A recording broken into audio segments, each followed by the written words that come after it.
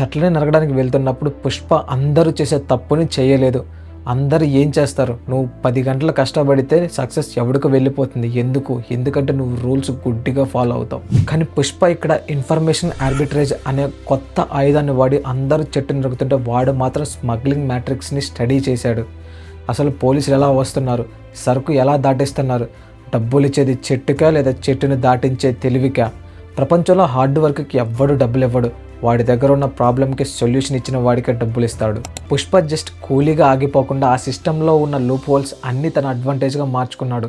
నువ్వు కూడా నీ లైఫ్లో ఎదగాలి అంటే నువ్వు చేస్తున్న పనిలో ఉన్న బ్లైండ్ స్పాట్స్ అన్నీ మెల్షినియస్గా కనిపెట్టాలి. ఎవ్వరు చేయని పనులు, ఎవ్వరికి తట్టని ఆలోచనలు తెస్తేనే నువ్వు బాస్లా అవుతావు అని చెప్పి పుష్ప తన యాక్షన్స్తో ప్రూవ్ చేశాడు.